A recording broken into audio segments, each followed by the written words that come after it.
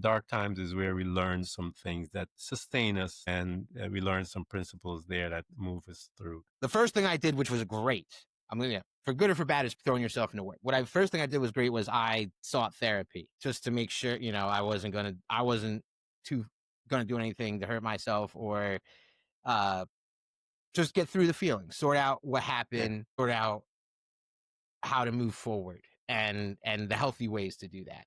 Welcome to another episode of Threads of Enlightenment. As usual, it is my custom to welcome our guests because I know they're coming with a couple of things I deem very expensive time. 24 hours offered to every man and woman. And Carter is willing to spend some of that expensive stuff with us. And so I want to honor him and thank him for coming and spending some of it with us. The other is the journey. The journey is what created him. And so he has given us access to his journey, the stuff that gave him wisdom, insight, knowledge, all of those things. And we want to honor him, man. And so I want to thank him personally and say to him, Carter, thank you for coming to Threads of Enlightenment. Oh, it's a pleasure to be here, Ken. Thank you so much for inviting me. It's an honor, man. And as I alluded to you, that all of us going on a journey, we have two aspects. I totally talked about the independent one and then the interdependent one, and that is the one of the servant. And I usually try to make my the listeners aware of it because I tell them, stop being selfish with your life. You got to give it up to some people because we need to be serving others as well. It's not all about you, man. So my question is, how do you serve mankind? When I think about it, the answer I have is hopefully spreading knowledge and sharing my experiences to help other people do the thing I quote unquote selfishly pursue, which is the music and the entertainer side and the fun and the heartache that comes with, the up and down that comes with pursuing that. But what I've come to find is that I love education and teaching others and instilling good lessons and valuable lessons and seeing the light in their eyes light up, the shine come to their eyes when they have that epiphany of, oh, that's how that gets done. Oh, that's how that happened. Oh, that's how it worked. And every time I've spoken to just classes of people or a client or just an artist after a show or something, and anyone who's just interested in doing something that is their own passion, and I can help them do that and help them do it on their own, like not looking for my own payday, but just like, hey, here's the book. Here's something I wrote to help you just run away with. Here's an article to help you learn how to do something else, just to make yourself better. I love that. And that's, I think, how I really found myself serving humanity and mankind, at least the last few years. That is the fun stuff. It puts a smile on people. And I tell people that when you serve, there's happiness, but when you serve, you get an opportunity to experience joy. There's a different level, if you will, of that experience. One of the things that we do here, Carter, is go back. I call it the beginnings of our beginnings. I want to investigate you because my purpose is for the listeners to get a chance to become familiar with you. So when they show up at your site, that they're not going to be coming all kinds of crazy. I want them to know you, feel as if they got you, they understand you, and that when they're coming expecting something from you, not trying to be all kinds of upside down, as they say. And so as we hit this planet, Carter, there's a couple of spaces I tell people that we visit while we're moving through life to become independent. And the very first space that we hang out for a few years is the family. This location here, we have mom and dad. We may have a couple of brothers and sisters if but in this space, we're going to learn about communication. We're going to learn about habits. We're going to learn a bunch of fun things right there. And a lot of times trauma is introduced there as well. But this is where we begin. What was your family like? My family is and growing up, they are amazing. They're my biggest supporters. I have my mother and my father. My dad's a lawyer. One of the hardest working people I've ever known. He always was working. He did what he could for his family. Like everything he did, he was like giving it back to us. My mother, was a teacher and a recreational therapist and taught preschool for many years, just always going above and beyond everything to the point where it would cause some fights, some communications between my parents because there was always a bunch of stuff, if you will, resources, toys, materials, the handouts children get when they're learning things things that older folks work with in recreational therapy to keep their bodies healthy as you mature. My mom would always have all that stuff. And she was a leader like that and just be like, no, do your best at everything. If you're going to go for something, go for it. And they Yeah. both did as well. They both kind of were always like, yeah, if you're going to play soccer, if you're going to do music, if you're going to play trombone, if you're going to start playing bass, if you're going to start trying to do something, just try to do it right and do it the right way. Right. Like Yeah. I'll even go as far as to say, like, not my dad's a lawyer. I mentioned that, but I Mhm. always grew up joking my dad's one of the good lawyers because, there's the stereotypes of how lawyers can be. And especially if we, in the world today with how the legal systems are all, especially in America, are kind of getting played, if you want, by people who understand them and take them certain ways. I grew up with a person who was like, nah, you do what's right. You have, you do the moral stuff, you do the ethical stuff. You know what is right and you know what is wrong and you know this kind of stuff. Yeah. Just through that environment. I also have an older brother. His name's Brent. He's awesome. He's 20 months older than me. We had the typical older, younger sibling kind of dynamic. Everything he liked and enjoyed at first, I was the opposite. He was like, oh, I like this kind of cartoon. And I'm like, no, I will never watch that and enjoy it. And the irony is, right before I came up here, I have that exact TV show on Avatar: The Last Airbender, shout out, on the TV for my animal, just to have in the background noise. I'm like, why? Why'd I ever, do this? I always went the opposite way of him, just being the younger sibling. I'm like, oh, he's Yeah. doing that. But he's gone on to he's a morning show host for NPR up in Binghamton, New York, Nice. chasing his dreams. So that's another thing that I got to say the parents pushed on us growing up was chase your dreams. My dad specifically would always tell, like, he had aspirations of maybe doing other things, but it was Yeah. always told on him to no, do the safe thing, do this thing, do that. And he excelled. Oh, he's a very successful lawyer and he still has a CPA and he's the smartest person I've ever met in my entire life still. And Yeah. he just from day one was like, Carter, if you want to be a musician, really, when we had these talks as some, growing up and getting ready for college or, career or whatever, he's like, do it, like really go for it. And I'm here. I'm not going to tell you no. I'm going to do what I can to help you. I'm going to, I'm going to tell you, I'm not going to tell you can't do this. I'm not going to maybe support you in all the ways, literally, but I'll always have you in the spiritual support. Sometimes you got to fly on your own to make sure you're still flying, make sure the Yeah. wind can catch. But it was go and chase it and let it, because if you don't, you're never going to know and you're never going to actually achieve it if you don't go for it. Yeah. Let me ask you a question, Cardo. Music wise, what was it that first attracted you to it? What did you hear that sparked that in you, man? I feel like I grew up with music, loving everything. Like my grandparents Yeah. were always playing old opera stuff and very early, like 1940s and 50s recordings Yeah.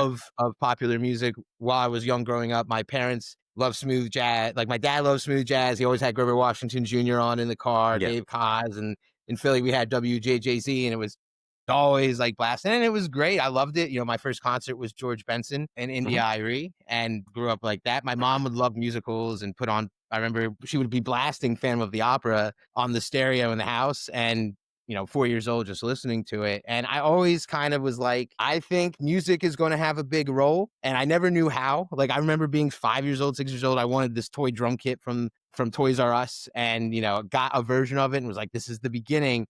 And then the Backstreet Boys came out and I was like 7. So popular music was like, this is the thing. This is what I want to do. And me and my brother and our friends were like, we got a boy band. We're going to start singing now and do all this stuff. And what really touched it was 3rd grade. My neighbor started playing cello, or she was playing violin, and I was like, I'm going to play cello. That's the Hmm. instrument. It sounds so beautiful. I'm going to start. I'm going to do this. And then I got picked to play the upright bass, which is the bigger instrument. And we played a version of Popeye in front of the entire 3rd grade class. And it was awful as far as, because we were just testing the instruments, but I was playing it. And as soon as I touched it, I have a lot of instances in my life where I'm like, my heart, my stomach, my soul vibrate, makes the choice. We all kind of like get that internal feeling sometimes. Like I Hmm. got this bass guitar, I don't know if we're visual, but like this is my Yep.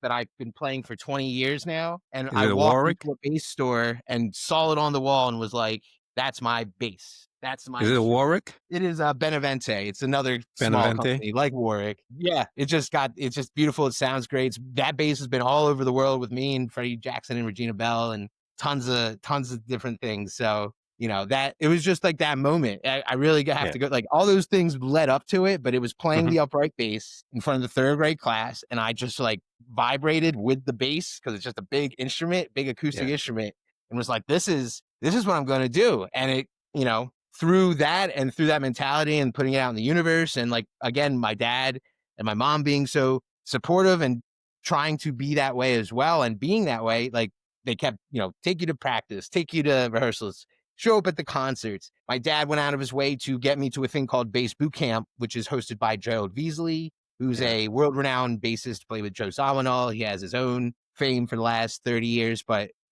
meeting that guy when I was 12 completely changed my life as well. And that never would have happened without my dad. So just all wild like that. That's awesome, man. All those musicians that you mentioned make me feel old because I actually went to know some of them, and I went to many of the concert in Ivory, and Sade had a concert together, and I saw them. I saw Washington Jr., Grover Washington Jr. I Mm. saw them all because smooth jazz. I took my sons, five boys, and I would take them to see jazz musicians all over the place. We traveled all over. Anytime there was some kind of concert that I could drag them, I took them there.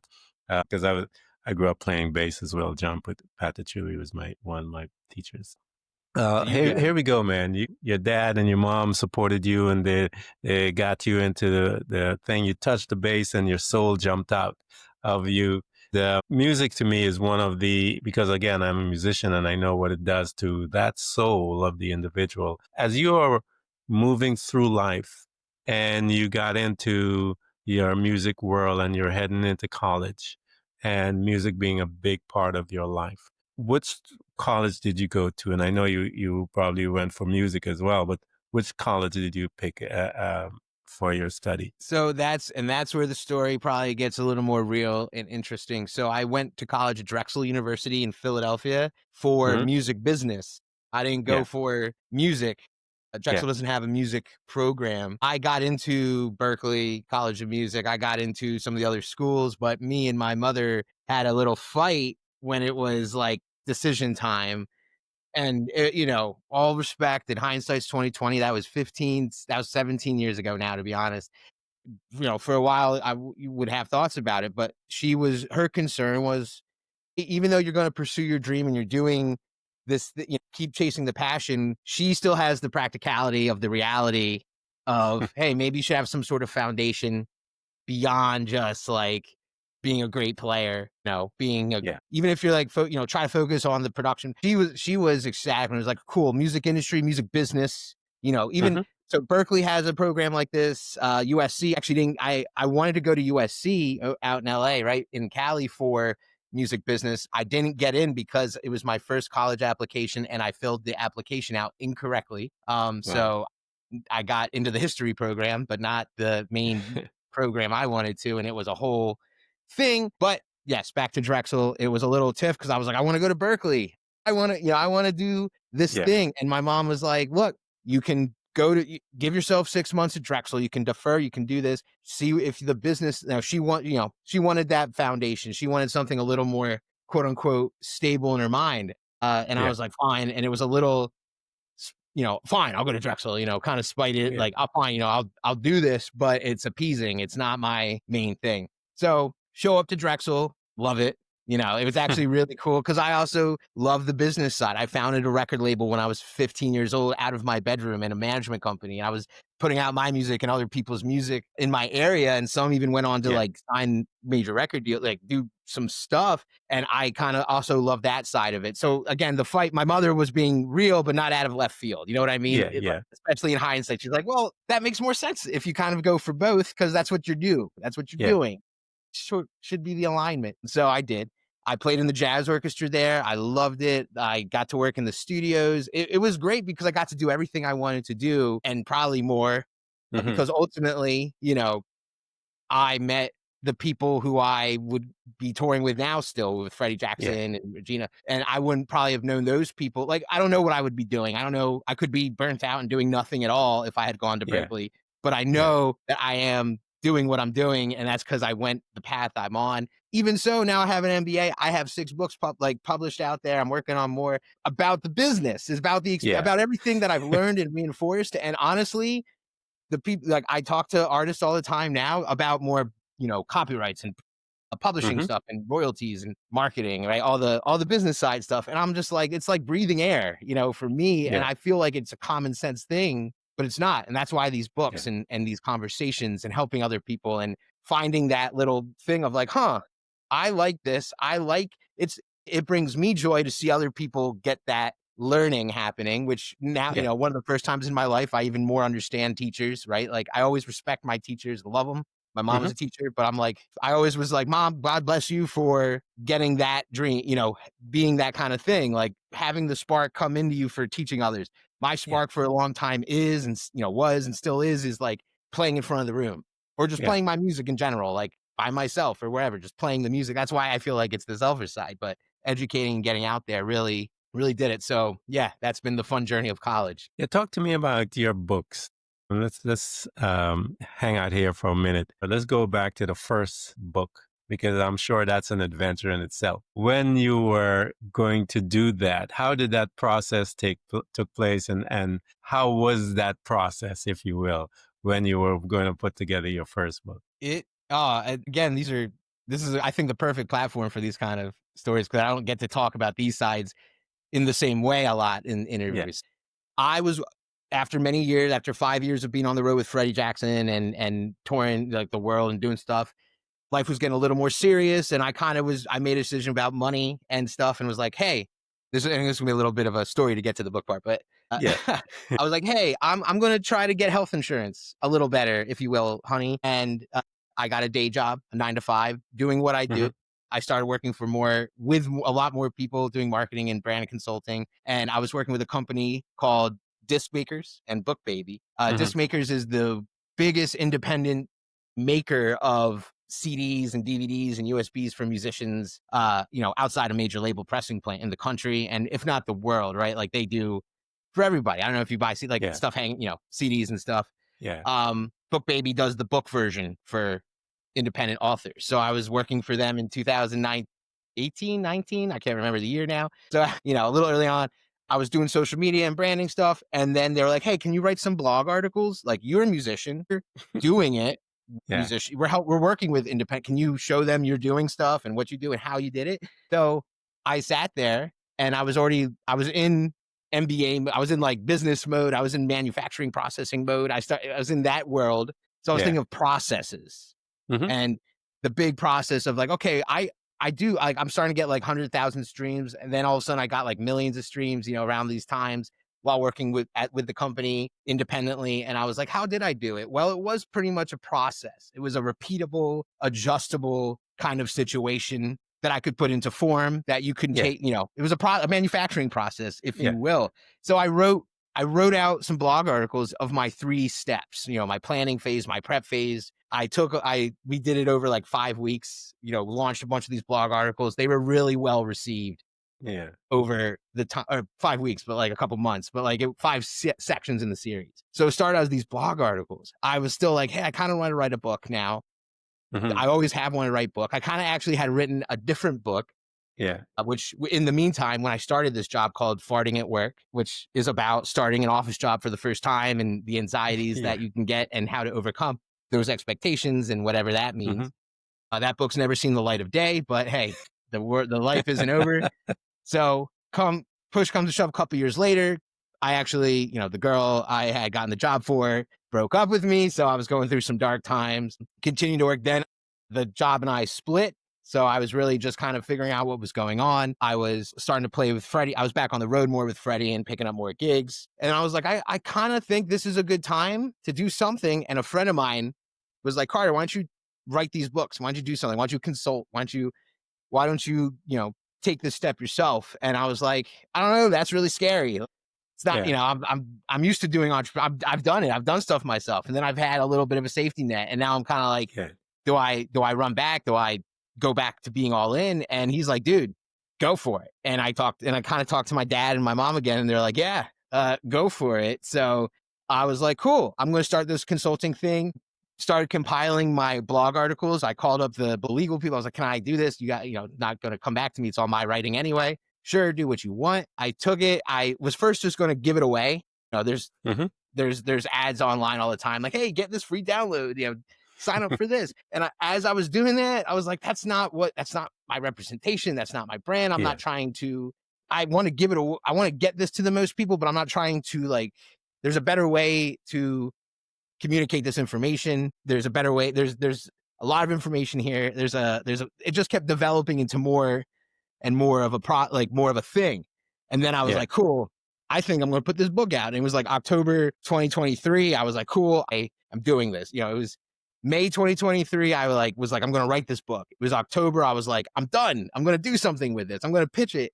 And then it was April 2024. It was released. The first one, Music Business Basics. It was a number one new release in music business books on Amazon when it came out in April. And it really opened this door to just people really finding this information valuable, which filled my heart Yeah. because I was just like, will they? Will people think this is good? Is it even good? I don't, I'm like, to me, it's good. It's, I've gotten millions of streams. I work with people. I'm like, this is what we do. They're like, cool. They grow, get more streams, get more brand knowledge, get out there, create their Yeah. own sustainability. So it's been a journey. As you're learning about you and you became more confident in stretching yourself out there, talk to us a little about those hard times that you went through. You talked about the time when you lost your job, and that time is always, as I said, the dark times is where we learn some things that sustain us, and we learn some principles there that move us through. When you were there, Carter, how did you find your way?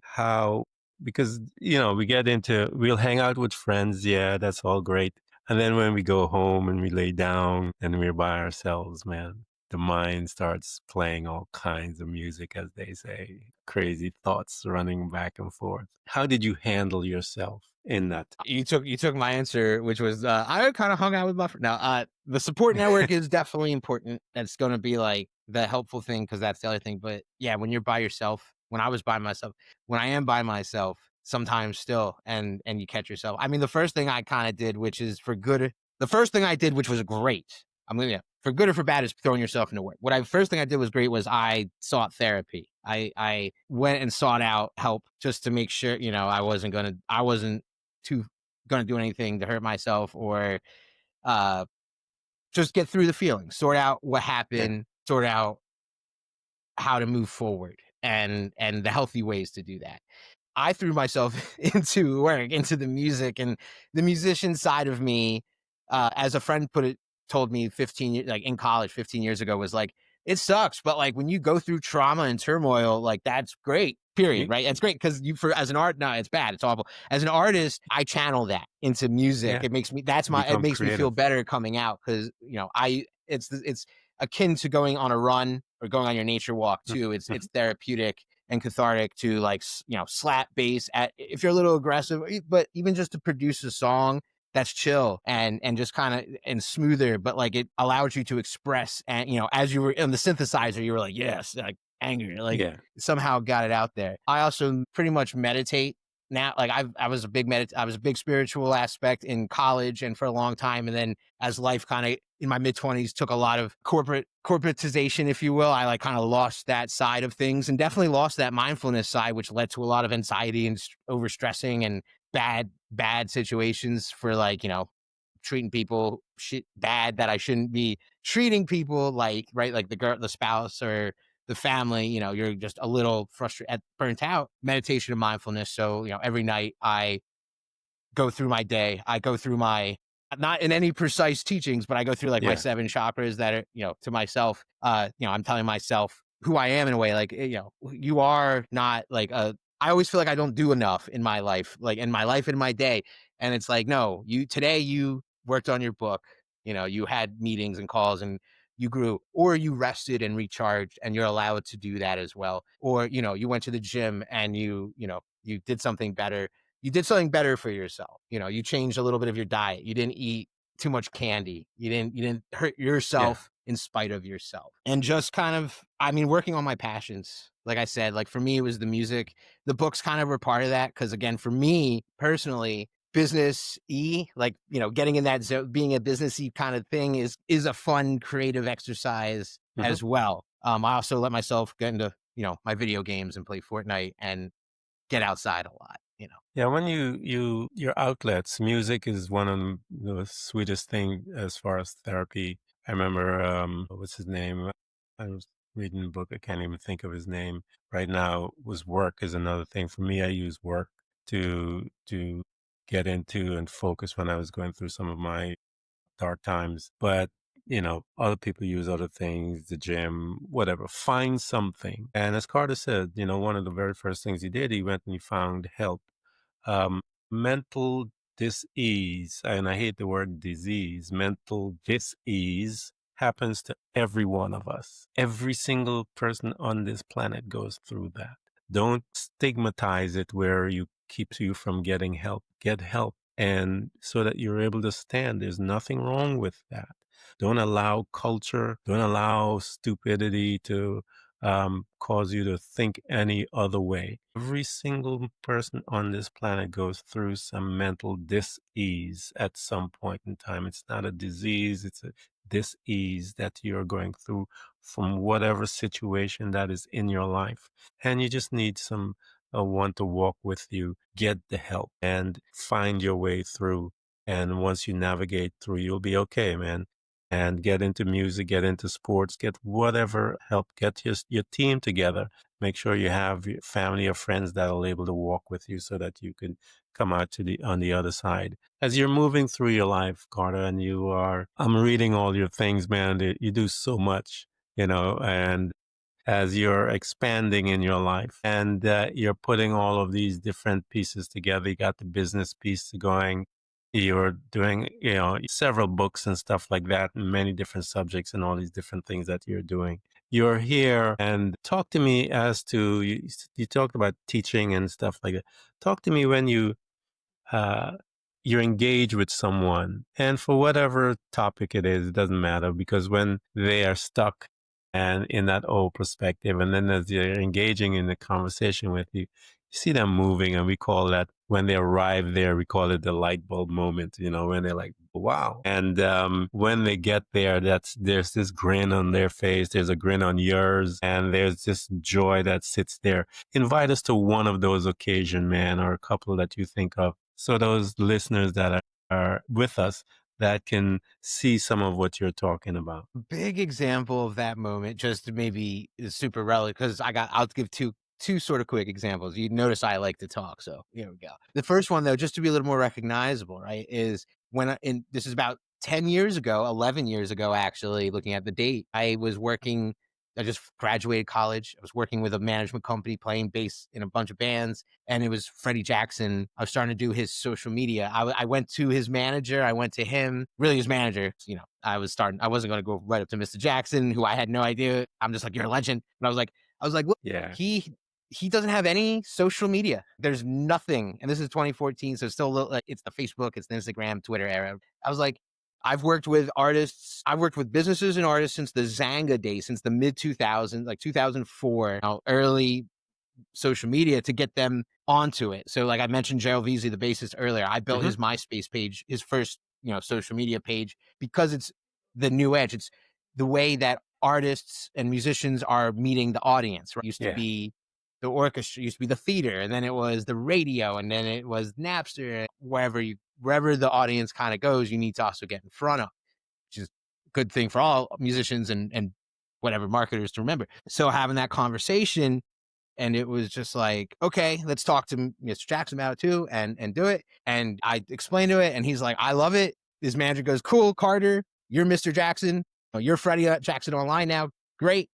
Because I'm going to run all the socials and be him. But like, I, started talking. Freddie was so excited. He's like, he's like, cool, this is going to help my career. Like, he's like, oh, I think this is really going to help everything, right? Like an artist who had 11 platinum records in the 80s Yeah, and man. 90s, as happens, there's so many artists out there, even the major ones, like, you got to sustain yourself over time to keep things going. And it was right at the Yeah. perfect moment for him where he was like, it was like, okay, the wave, Yep.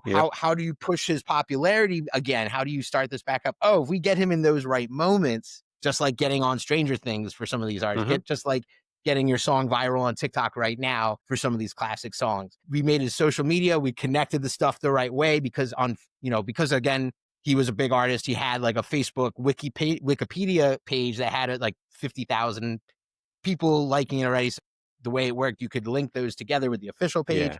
It was great. And we literally saw, like, you can trace this through even now, like look back at streaming history and show history, just the biggest resurgence in listening and like, he's, fan base and everything. People were able to connect again with him. And on top of Yeah. that, there was real engagement. I talked to him so much, and I was starting to tour with him, and I watched him Yeah. on stage, and I listened to all his monologues. So as a marketer and copywriter, I was him. Yeah. I was responding as him.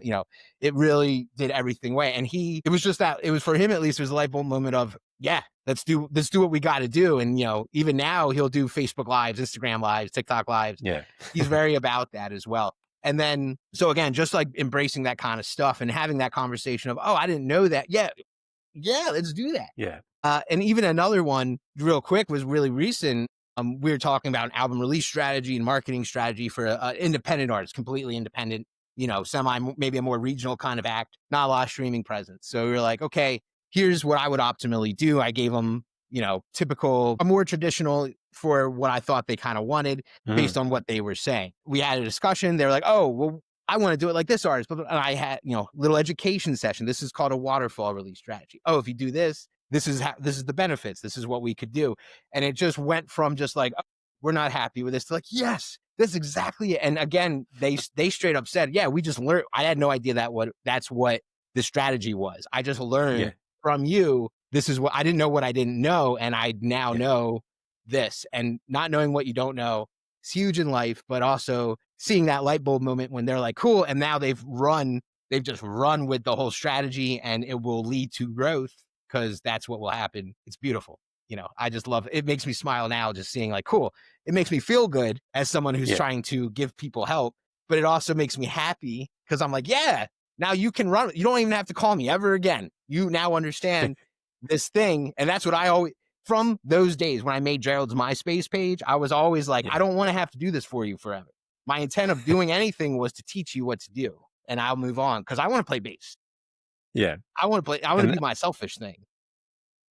All you guys are listening to us. We're going to provide all of Carter's links for you to get to him, and all you musicians out there that are struggling with the business side and the marketing side. We're going to put everything so you have access to him, and so you can have some wisdom, because back in the day, a lot of those guys used to get ripped off, not knowing how to do the business side. But if you have someone who's inside the music industry that also knows the business of the inside, that is valuable stuff. And I know he's put a lot of that in his books. Buy the books, get it, especially you up and coming musicians. You've heard he talked about his mom sending him to the business thing, and he kind of had a little resistance, but I'm sure he dropped a lot of his information and his knowledge in those books. Grab the book, grab all of them, read them.